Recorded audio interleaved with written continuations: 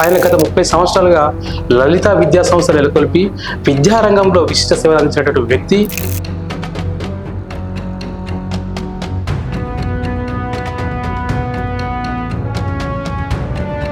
విద్యా వ్యవస్థను నెలకొల్పారు. సడన్ గా రాజకీయాలకు రావాలని ఎంత అనిపిస్తుంది? ఇలా విద్యా సంస్థలు నడుపుతున్నటువంటి వ్యక్తిని రాజకీయంలోకి రావడానికి స్టేట్ ర్యాంక్ వచ్చినా కానీ జీతం పెంచాల్సి వస్తుందని చెప్పి తీసేయడం జరిగింది.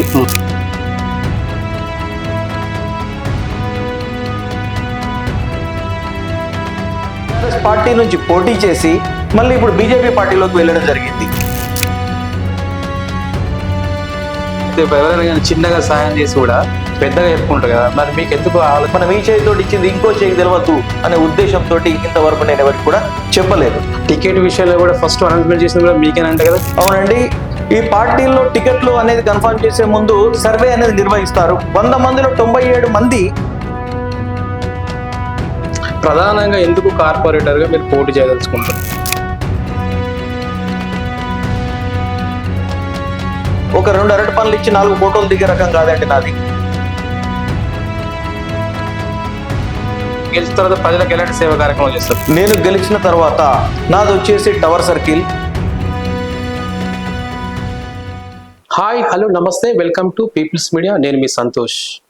కరీంనగర్లో మున్సిపల్ ఎన్నికల సందడి మొదలైంది. ఈసారి జరిగే కరీంనగర్ మున్సిపల్ కార్పొరేషన్ ఎన్నికల్లో 66వ డివిజన్ నుంచి బండా శ్రీకాంత్ గారు పోటీ చేస్తున్నారు. ఆయన గత 30 సంవత్సరాలుగా లలిత విద్యా సంస్థ నెలకొల్పి విద్యారంగంలో విశిష్ట సేవలు అందించినటువంటి వ్యక్తి. ఈసారి జరిగే కార్పొరేషన్ ఎన్నికల్లో బీఆర్ఎస్ పార్టీ నుంచి పోటీ చేస్తున్నారు. అసలు రాజకీయాల్లోకి ఎందుకు రావాలనుకుంటున్నారు, ఎందుకు పోటీ చేయాలనుకున్న అంశంపై పూర్తిగా మాట్లాడి మరిన్ని వివరాలు తెలుసుకునే ప్రయత్నం చేద్దాం. ప్రస్తుతం మనతోని బండా శ్రీకాంత్ గారు ఉన్నారు. ఆయన అడిగి తెలుసుకుందాం. నమస్తే శ్రీకాంత్ గారు. నమస్కారం అండి. విద్యా వ్యవస్థను నెలకొల్పారు. సడన్ గా రాజకీయాలకు రావాలని ఎందుకు అనిపిస్తుంది? విద్యారంగంలోకి ముందుగా రావడానికి చాలా కష్టపడే పైకి వచ్చడం జరిగింది. ముందుగా నేను వివిధ పాఠశాలల్లో అధ్యాపక వృత్తిలో ఉండి హిందీ బోధిస్తూ కార్పొరేట్ సంస్థలలో కూడా పనిచేశాను. ఆ కార్పొరేట్ సంస్థలలో వెట్టి చాకరీ చేపించుకోవడం తప్ప అందులో ప్రతిఫలం ఏమీ లేదు. స్టేట్ ర్యాంక్ వచ్చినా కానీ జీతం పెంచాల్సి వస్తుందని చెప్పి తీసేయడం జరిగింది. కసితో నేను విద్యా సంస్థ నెలకొల్పాను. ఆ కసితో నెలకొల్పి కార్పొరేట్ కు తీటుగా కార్పొరేట్ విద్యా సంస్థలతో తడబడుతూ పోరాడుతూ అందులో విజయం సాధించడం జరిగింది. 2007వ సంవత్సరంలో లలిత విద్యా సంస్థలు ఏర్పాటు చేశాను. ఆ తర్వాత అనతి కాలంలోనే 2011లో కెన్లీ పాఠశాలను స్థాపించాను. రీసెంట్ గా మారుతున్న తరుణంలో ఇప్పుడున్నటువంటి జనరేషన్ కి అనుగుణంగా మిరాకిల్ మైండ్స్ అని ప్రీ ప్రైమరీ ఏసీ క్యాంపస్ ను కూడా స్టార్ట్ చేయడం జరిగింది గణేష్ నగర్ లో. ఇలా విద్యా సంస్థలు నడుపుతున్నటువంటి వ్యక్తిని రాజకీయంలోకి రావడానికి విద్యా సంస్థలు నడుపుకుంటూ నేను చాలా వరకు సేవ చేస్తున్నాను. చాలా మంది విద్యార్థులకు ఉచితంగా విద్యను అందిస్తూ ఉన్నాను. ఇవి చేయడంతో పాటు రాజకీయంలోకి వచ్చి ప్రత్యక్షంగా కూడా సేవ చేయాలనే ఒక మంచి సంకల్పంతో ముందుకు రావడం జరిగింది. అసలు మీ కుటుంబ నేపథ్యం ఏంటి? అసలు మీ విద్యాభ్యాసం ఎక్కడి వరకు కొనసాగింది? నేను ప్రస్తుతము టవర్ సర్కిల్ తిలక్ రోడ్ లో నివసిస్తూ ఉన్నాను. ఇప్పుడు నేనే కాదండి, మేము గత 8 తరాలుగా మా 4 ఫాదర్స్ నుంచి 8 తరాలుగా అదే ఇంట్లో ఉంటూ ఉన్నాం. ఇక్కడే కరీంనగర్ నాడి సెంటర్ లో టవర్ సర్కిల్ లో తిలక్ రోడ్ లో ఉంటూ ఉన్నాం. 8 తరాలుగా అదే ఇంట్లో ఉంటున్నాను. సో నాకు 66వ డివిజన్ ప్రజలు అంటే పాత 46వ డివిజన్ ఇప్పుడు 66వ డివిజన్ అయిందండి. అందులో ఉన్నటువంటి 5400 మంది ఓటర్లంతా కూడా నాకు సుపరిచితులే. తెల్లారులేస్తే ముఖాలు చూసుకునే వాళ్ళము. ఇన్ని తరాల నుంచి నాకు అనుభవం ఉంది. అక్కడ తిరిగినటువంటి ఉంది, అక్కడ సమస్యలు తెలుసు, అన్ని తెలుసు కనుక ముందుకు రావడం జరిగింది. నా విద్యాభ్యాసం వచ్చేసి నేను హిందీ పండిట్గా వ్యవహారం చేశాను. ఎంఏ హిందీ హెచ్పిటి ట్రైనింగ్ చేశాను. సో ఎంతో మంది విద్యార్థులకు హిందీ బోధించడం జరిగింది. ఇప్పుడు ప్రత్యక్ష రాజకీయాల్లోకి రావాలని చెప్పి ముందు అడుగు వేయడం జరిగింది. అంటే మీరు గవర్నమెంట్ జాబ్ ఏం ట్రై చేయలేదు ఆ టైంలో? లేదండి, అప్పటి నుంచి ఇప్పటి వరకు ఏ విధమైనటువంటి హిందీ పండిట్ పోస్టులు పడ్డా కానీ రిజర్వేషన్ పరంగా నాకు ఓసీఎన్ కనుక రిజర్వేషన్ పరంగా కూడా రాలేకపోయింది. అంటే మీ ఇన్స్టిట్యూషన్ లో జనరల్ గా ఇప్పుడు తల్లిదండ్రులు లేని పిల్లలకు ఏమన్నా ఫ్రీ ఎడ్యుకేషన్ ఇస్తారా మీరు? నేను స్కూల్ స్థాపించినప్పుడే అనుకున్నాను, నాకు వచ్చినటువంటి స్ట్రెంత్ లో మినిమం 10 to 15% ఏదైతే ఉందో పేద విద్యార్థులకు ఉచిత విద్యను అందించాలనే తపనతో రావడం జరిగింది. అప్పటి నుంచి ఇప్పటి వరకు ప్రతి సంవత్సరం కూడా ఒక 25 నుంచి 30 మంది విద్యార్థులకు ఉచిత సేవను అందిస్తూ ఉన్నాను. అది ఎవరికి చెప్పను, అది ఇచ్చే వారికి తెలుసు, తీసుకునే వారికి తెలుసు. కావాలంటే వాళ్ళ నెంబర్ ఇస్తాను, మీరు ఒకసారి వాళ్ళని కూడా ఇంటర్వ్యూ చేసుకోండి, ఒపీనియన్ తీసుకోండి. నేను ఏదో చెప్తున్నాను కాదు, పేరెంట్స్ దగ్గరికి మీరు కూడా వెళ్ళి తెలుసుకోండి. అంటే జనరల్ గా అయితే ఎవరైనా కానీ చిన్నగా సాయం చేసి కూడా పెద్దగా చెప్పుకుంటారు కదా, మరి మీకు ఎందుకు ఆలోచన రాలేదు?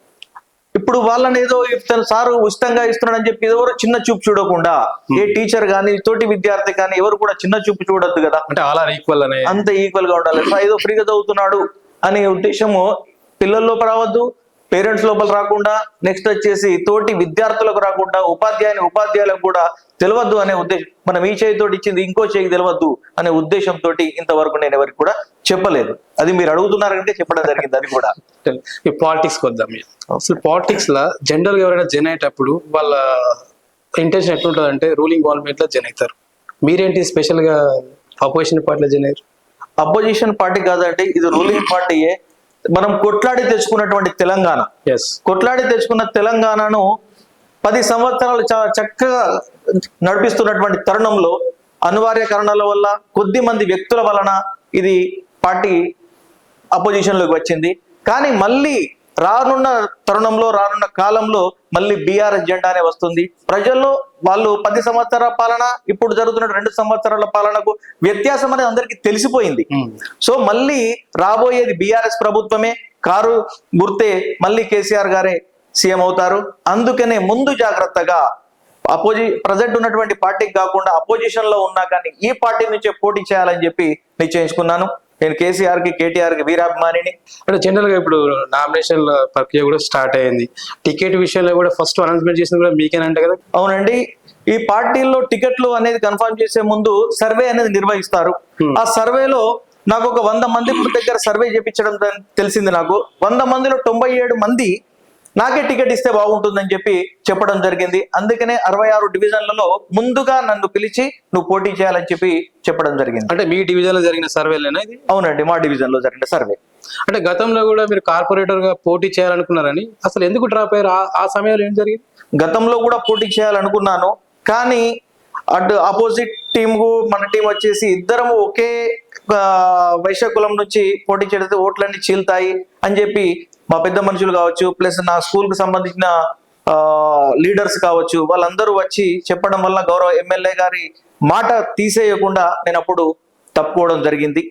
మరి ఈసారి కూడా ఆయన కూడా పోటీలో ఉన్నారు కదా? పోటీలో ఉన్నాడు, కానీ మా బీఆర్ఎస్ పార్టీకి బీఆర్ఎస్ పార్టీ నుంచి పోటీ చేసి మళ్ళీ ఇప్పుడు బీజేపీ పార్టీలోకి వెళ్ళడం జరిగింది. సో ఈ కారు గుర్తు అభిమానిని, వీరాభిమాని కనుక ఈ బీఆర్ఎస్ జెండా మళ్ళా కరీంనగర్ నడి రోడ్డు మీద టవర్ సర్కిల్లో బీఆర్ఎస్ జెండా పాతాలనే ఉద్దేశంతో ముందుకు రావడం జరిగింది. ఓకే, మెయిన్ గా మీరు అంటే ఒక 6 నెలల నుంచే మీరు గ్రౌండ్ స్టార్ట్ చేసుకున్నారు. అవును. మీరు మీ బస్తీలో కానీ మీ డివిజన్ ఏరియాలో తిరుగుతుంటే అసలు ప్రజల నుంచి మీ స్పందన ఎలాగ ఉంది? నేను ప్రజల దగ్గరికి వెళుతూ ఉంటే వాళ్ళు చూపిస్తున్నటువంటి ఆదరణ చాలా చక్కగా ఉంది. అంతేకాకుండా వాళ్ళ సమస్యలు కూడా చెప్తున్నారు నాకు. ప్లస్ ఇది ఇప్పుడు మనకు స్మార్ట్ సిటీ ఫండ్ కూడా వచ్చింది. మన కేంద్రం నుంచి, మనకు సెంట్రల్ నుంచి మనకు స్మార్ట్ సిటీ ఫండ్ వచ్చేది. మనకు ఎన్నో చేయడం జరిగింది. కానీ మెయిన్ గా 66 డివిజన్ అంటే కరీంనగర్ కి నడి సెంటర్ టవర్ సర్కిల్ ఏరియా వస్తుంది. ఆ టవర్ సర్కిల్ ఏరియాలో సీసీ కెమెరాలు కరెక్ట్ లేవండి. ఇప్పుడు రోడ్లు కూడా ఇరుగ్గా ఉన్నాయి. రోడ్లు ఇరుగ్గా ఉన్న కారణంగా మనకు ఏ ఫెస్టివల్ వచ్చినా గానీ అక్కడ ట్రాఫిక్ జామ్ అవుతుంది. ఒక ట్రాఫిక్ సమస్య కూడా ఉంది. పార్కింగ్ ప్లేస్ కూడా అలాట్ చేయాలి. అది కూడా నాకు చాలా మంది చెప్పడం జరిగింది. నెక్స్ట్ ఇంకొకటి, మొత్తం సీసీ కెమెరాలు కూడా 66 డివిజన్ ఏర్పాటు చేయాలి. నేను ఏర్పాటు చేపిస్తానండి ఖచ్చితంగా. మీ పార్టీ అధికారంలో లేదు, మరి ఎక్కడి నుంచి తీసుకొస్తారండి? నేను వచ్చేసి దాతల సహకారంతో 66 డివిజన్ మొత్తం కూడా సీసీ కెమెరాలు ఏర్పాటు చేపిస్తానండి.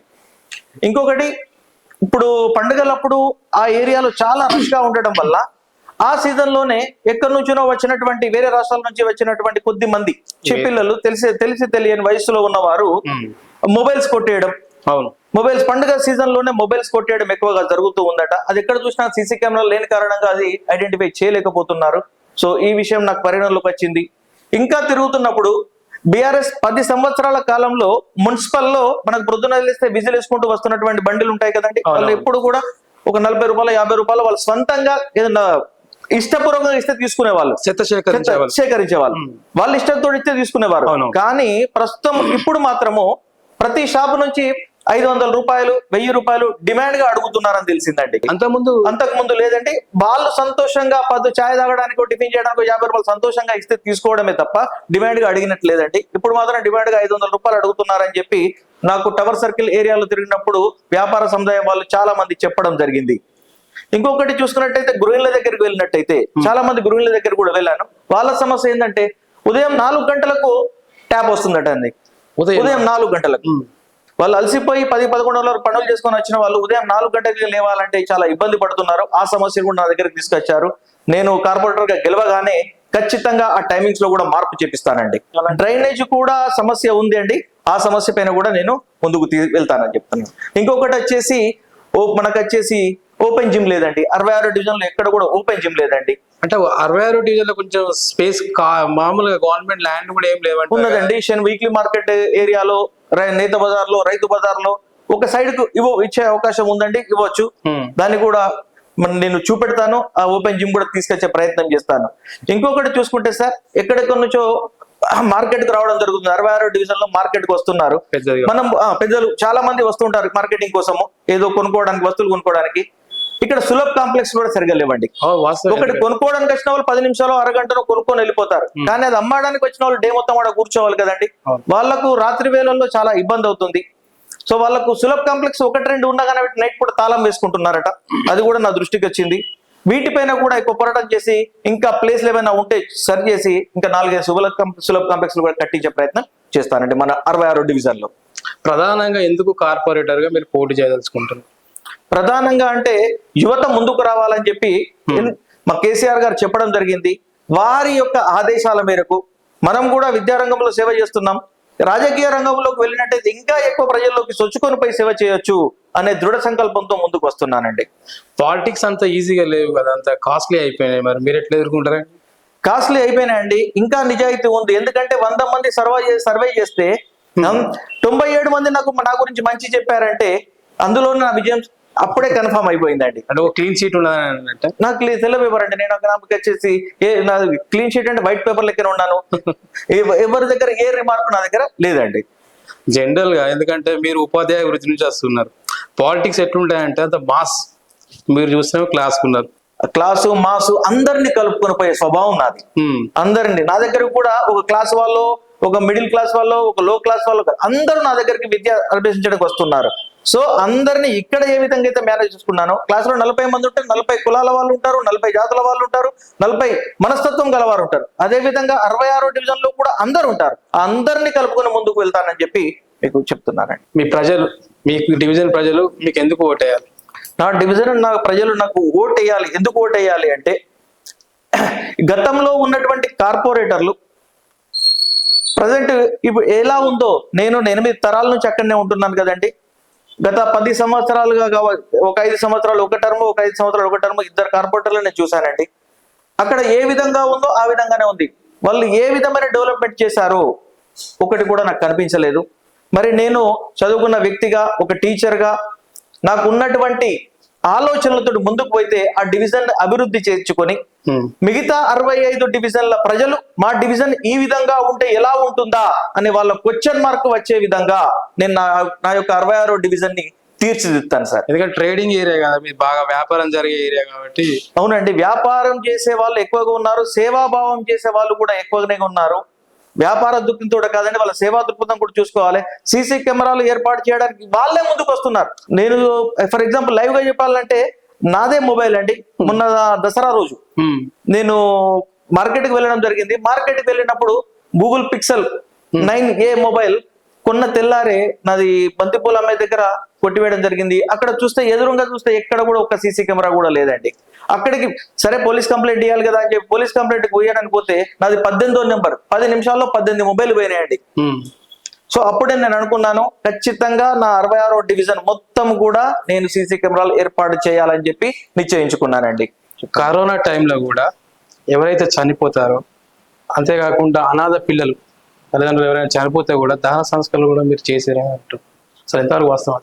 అవునండి, నాకు తెలిసిన వ్యక్తులు ఒక 2 వేరే రాష్ట్రం నుంచి వచ్చిన వారు చనిపోవడం జరిగింది. సో వాళ్ళకు దహన సంస్కారాలకు కూడా పైసలు లేవని చెప్పి నాకు తెలియగానే నాకు మానవతా దృక్పథంతో స్పందించి వారికి ధన సంస్కారాలకు ఖర్చులకు ఇవ్వడం జరిగింది. మరి ఇది ఎందుకు మీరు బయటకు చెప్పుకోలేదు అంటున్నారు. అవును. ఒక 2 అరటి పనులు ఇచ్చి 4 ఫోటోలు దిగే రకం కాదండి నాది. ఇప్పుడు వాళ్ళే బాధలో ఉన్నారు. వాళ్ళకి ఇచ్చినటువంటి నేను స్టేటస్ లో పెట్టుకుంటే వాళ్ళు తీసుకున్న దానికంటే ఎక్కువ బాధపడతారనే ఉద్దేశంతో నేను అలాంటి బయటకు ఇంతవరకు చెప్పుకోలేదండి. నోరు లేని మూగజీవాలకు కూడా సేవ చేసినట్టు కదా. అవునండి, కరోనా సమయంలో అందరూ కూడా మానవులకు లేని వారికి ఎవరైతే ఉన్నారో వారికి అన్ని సహాయాలు చేస్తూ ఉన్నారు. అవును. అప్పుడు టెంపుల్స్ కూడా ఎవరు వెళ్ళటం లేదండి. రవాణా సౌకర్యం కూడా ఎక్కువగా లేదు, ఎవరు కూడా జనసంచారంలోకి రావడం లేదు అని ఆలోచించి కొండగట్టులో కోతులు ఉన్నాయండి, మరి వాటికి ఎక్కడి నుంచి రావాలి, అవి ఏమి తిని బతకాలి అనే ఉద్దేశంతో మాకు గంజిలో హనుమాన్ ఒకటి వరసిద్ధి వినాయక సమితి అని ఒకటి ఉందండి. ఆ సమితి ఆధ్వర్యంలో మేము ప్రతిరోజు కూడా అక్కడ వానరులకి అరటి పండ్లు మిగతా వాటికి సంబంధించినటువంటి ఫుడ్ కూడా అందజేయడం జరిగిందండి. అంతేకాకుండా కరోనా సమయంలో ప్రతి కార్పొరేట్ సంస్థ కావచ్చు, ఇంకా ఏ సంస్థలైనా కావచ్చు, ఆన్లైన్ క్లాసులు నిర్వహించారు సార్. ఆన్లైన్ క్లాసులు నిర్వహించి వాళ్ళు ఫీజులు తీసుకోవడం జరిగింది. కానీ నేను ఆన్లైన్ క్లాసులు పెట్టినప్పటికీ విద్యార్థుల దగ్గర ఏ విధమైన ఫీజులు తీసుకోలేదు, ఆన్లైన్ ఎడ్యుకేషన్ అందించడం జరిగింది. దానికి సంబంధించి పేరెంట్స్ అందరూ కూడా చాలా సంతోషం వ్యక్తం చేశారు. నా దగ్గరికి వచ్చి కూడా ప్రతి స్కూల్ వాళ్ళు ఇంతో అంతో కలెక్ట్ చేస్తున్నారు సార్, మీరు ₹1 కూడా 18 నెలల కాలంలో ₹1 కూడా అడగలేదు అంటే, ఆ కాలంలో నేను ఎన్ని రకాలుగా ఇబ్బందులు పడ్డా కానీ పేరెంట్స్ మాత్రం ఎక్కడ కూడా విద్యార్థులను కూడా ఇబ్బంది పెట్టలేదండి. ట్రస్మా మాది Telangana recognition schools management association లో ట్రెజరర్ గా కూడా వ్యవహరిస్తున్నాను. కరోనా కాలంలో మా ప్రైవేట్ ఉపాధ్యాయులకు జీతాలు లేక, ఎందుకంటే మాకు ఫీజులు లేక జీతాలు లేక చాలా ఇబ్బంది పడుతున్నారు అని గ్రహించి మా శేఖర్ రావు సార్ గారి తరపున కేసీఆర్ దగ్గరికి, కేటీఆర్ దగ్గరికి వెళ్తే తొందరగా స్పందించి మానవతా దృక్పథంతో తెలంగాణ వ్యాప్తంగా ఉన్నటువంటి ప్రైవేట్ టీచర్లందరికీ కూడా ₹2000 నెలకు 25 కిలోల బియ్యం అందించడం జరిగింది. ఇట్లా 4 నెలల కాలం వచ్చాయండి. ఇది మా ట్రస్ట్ తరపున, మా శేఖర్ రావు గారి తరపున మేము కేసీఆర్ గారు మానవతా దృక్పథంతో ఇచ్చినటువంటి సహాయం అండి. ఒక ఫర్ ఎగ్జాంపుల్ గా ఒక అమ్మాయిని చూసుకుంటే, నేమ్ వద్దండి, నేమ్ ఎందుకంటే వాళ్ళు బాధపడతారు. మా తోటి ఫ్రెండ్ 7th క్లాస్ వరకు రూరల్ గ్రామంలో ఒక పాఠశాల నిర్వహించి ఆకస్మికంగా చనిపోయాడు. చనిపోయిన తర్వాత తన బిడ్డను చదివించుకునే స్టేజ్ కూడా పేరెంట్స్ కి లేదు. ఆమె తీసుకువెళ్లి 8th క్లాస్ లో గవర్నమెంట్ స్కూల్లో చేర్పించడం జరిగింది. ఆ విషయం నాకు తెలిసి వాళ్ళ ఇంటికి వెళ్ళి 8th, 9th, 10th 3 సంవత్సరాలు ఉచిత విద్య ఇస్తానని చెప్పి తీసుకురావడం జరిగింది. వాళ్ళు కూడా సార్ 1 సంవత్సరం ఇచ్చి మళ్ళీ తర్వాత ఫీజు కట్టమంటే ఎట్లా సార్ అంటే, అదేం ఉండదమ్మా, 3 సంవత్సరాలు నేను ఫ్రీగా ఇస్తానని చెప్పి తీసుకొచ్చాను. ఆ 3 సంవత్సరాలు ఫ్రీగా ఇవ్వడం జరిగింది. ఆమెకు 10 GPA కూడా వచ్చిన తర్వాత ట్రినిటీ కాలేజ్ వాళ్ళతో మాట్లాడి ఆ అమ్మాయికి ఇంటర్మీడియట్ కూడా 2 సంవత్సరాలు ఫ్రీగా అందించాను. ఆ తర్వాత తన ఎంసెట్ లో ర్యాంక్ వచ్చింది, బీటెక్ చేసింది. బీటెక్ చేసిన తర్వాత ఆమెకు 62 లక్షల ప్యాకేజ్ వస్తే, ఇంటర్వ్యూ అటెండ్ అయిన తర్వాత 62 లక్షల ప్యాకేజ్ వస్తే తన పేరెంట్స్ కు ఫోన్ చేయలేదండి, ఫస్ట్ నాకు ఫోన్ కాల్ చేసి చెప్పడం జరిగింది. ఇంతకంటే ఎక్కువ ఏం కావాలండి? గెలిచిన తర్వాత ప్రజలకు ఎలాంటి సేవా కార్యక్రమాలు చేస్తారు? నేను గెలిచిన తర్వాత నాది వచ్చేసి tower circle, next Ahmedpura, next Shastri road, Jafri road, weekly market, ఈ 5 ఏరియాలు ఉన్నాయండి. ఈ 5 ఏరియాల్లో నేను పిఆర్ఓలను పెట్టుకుంటానండి. 5 ఏరియాల్లో ఒక ఆఫీస్ రూమ్ ఓపెన్ చేసుకుంటాను. అక్కడ ఏ సమస్యలు ఉన్నా అక్కడికి నాకు దగ్గరగా వచ్చేటట్టు నేను పిఆర్ఓలను అక్కడ ఏర్పాటు చేసుకుంటాను. నెక్స్ట్ వచ్చేసి 24/7 నా నెంబర్ కు ఫోన్ చేసినట్టయితే అందరికీ అందుబాటులో ఉంటాను. ఇది గెలిచినాక కాదు, గెలవక ముందు కాదు, ఎప్పుడైనా ఇదే మాట ఉంటుందండి. మీరు తర్వాత కూడా మీరు నన్ను వచ్చి అడగవచ్చు డైరెక్ట్ గా, మీరు అప్పుడు ఏం చెప్పారు, ఇప్పుడు ఏం చెప్తున్నారు అని చెప్పి. నేను 24/7 అందుబాటులో అందరికీ ఉండడం జరుగుతుందండి. కార్పొరేటర్ గా మాత్రమే గెలవాలనే సంకల్పంతో ముందుకు పోతున్నాను.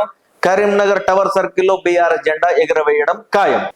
ఒకవేళ మీ 66వ డివిజన్ ప్రజలు ఎవరైతే ఉన్నారో వారు మిమ్మల్ని ఓటేసి గెలిపిస్తే మీ డివిజన్ ఏ విధంగా అభివృద్ధి చేస్తారు? మిగతా డివిజన్లకు అన్నిటికి కూడా ఆదర్శంగా నేను చెప్పిన మాటలు ఏవైతే ఉన్నాయో, ఓపెన్ జిమ్ ఏర్పాటు చేపిస్తాను, సులభ్ కాంప్లెక్స్ ఏర్పాటు చేపిస్తాను, సీసీ కెమెరాలు ఏర్పాటు చేస్తాను. ఇప్పుడు ₹500 తీసుకొని వాళ్ళు అడుగుతున్నారని చెప్పాను కదా చెత్తబండి వాళ్ళు, నేను స్వయంగా నా స్వంతంగా నేనే ఆ యొక్క రిక్షాలు ఏర్పాటు చేసి పంపిస్తానండి. సెల్ఫ్ గా సొంత ఖర్చులతో. మీ యొక్క డివిజన్ 66వ డివిజన్ ప్రజలకు ఏం చెప్పదలుచుకున్నారు? మా 66వ డివిజన్ ప్రజలకు నేను చెప్పేది ఏంటంటే 65 డివిజన్లు వేరండి, 66వ డివిజన్ వేరు. ఎందుకంటే ఇందులో వ్యాపార సముదాయము ఎక్కువగా ఉన్నటువంటి ఏరియా ఎక్కువ ఉన్నటువంటిది కూడా. అందులో ఉన్నటువంటి మా 66 డివిజన్ ప్రజలకి వాణిజ్య సంస్థలే కావచ్చు, వ్యాపార సంస్థలే కావచ్చు, నెక్స్ట్ వచ్చేసి మధ్యతరగతి కుటుంబం కావచ్చు, చాలా మళ్ళీ ఇందులో కూడా చాలా రకాలైనటువంటి కుటుంబాలు ఉన్నాయండి. రాజస్థాన్ నుంచి వచ్చిన వాళ్ళు ఉన్నారు, మహారాష్ట్ర నుంచి వచ్చిన వాళ్ళు, బీహార్ నుంచి వచ్చిన వాళ్ళు ఉన్నారు, నెక్స్ట్ ఆర్యకటిక వారు ఉన్నారు, విశ్వబ్రాహ్మణులు ఉన్నారు, వైశ్యాస్ ఉన్నారు, గౌడ్స్ ఉన్నారు, మహమ్మదీయులు ఉన్నారు, నెక్స్ట్ వచ్చేసి మేర కులస్తులు ఉన్నారు. అన్ని కులాలు ఉన్నటువంటిది ఈ 66వ డివిజన్ అండి. నేను చాలా రకాల సేవా కార్యక్రమాలు చేస్తున్నప్పుడు కొన్ని శక్తులు నన్ను అడ్డుకున్నాయి. ఎందుకంటే కొన్ని చోట్ల నేను చేసిన కార్యక్రమాలకి వాళ్ళు ఫోటోలకు ఫోజులు ఇచ్చుకోవడము, నన్ను పక్కకు జరపడము కొన్ని కూడా చేయడం జరిగింది. అలాంటివి చూసి ప్లస్ కొన్ని కార్యక్రమాలకు అడ్డు చెప్పడము, కొన్ని కార్యక్రమాలు చేస్తుంటే అందులో మంచికి కాకుండా చెడును ఎక్కువ వెతకడం, అవి చూసి ఇది కాదు మనమే ముందుకు వచ్చి చేయాలనే మంచి నిర్ణయంతో ముందుకు రావడం జరిగింది. అందుకనే ప్రత్యక్ష రాజకీయంలోకి వస్తేనే బాగుంటుందనే ఉద్దేశంతో ప్రత్యక్ష రాజకీయాల్లోకి వస్తున్నానండి. పదవితో సంబంధం కాదు, సేవా దృక్పథంతో వస్తున్నానండి. Okay, thank you. నమస్కారం అండి. నా పేరు బండ శ్రీకాంత్. కరీంనగర్ 66వ డివిజన్ వాస్తవ్యుడను.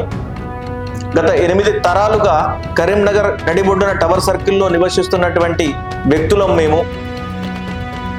అదే డివిజన్లో ఉంటూ బీఆర్ఎస్ పార్టీ తరఫున కార్పొరేటర్గా పోటీ చేస్తున్నాను. కనుక మీ అమూల్యమైనటువంటి ఓటుని కారు గుర్తుకి ఓటు వేసి నన్ను భారీ మెజారిటీతో గెలిపించగలరని ప్రతి ఒక్కరికి పేరు పేరున అభ్యర్థిస్తున్నాను, వేడుకుంటున్నాను.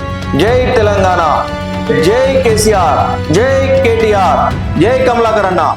సో ఇలాగే మీరు మరిన్ని మంచి సేవా కార్యక్రమాలు చేయాలని, మీరు గెలవాలని కోరుకుంటుంది People's Media. So thank you sir. ఈసారి జరిగే కరీంనగర్ మున్సిపల్ కార్పొరేషన్ ఎన్నికల్లో 66వ డివిజన్ నుంచి బండ శ్రీకాంత్ గారు పోటీ చేస్తున్నారు.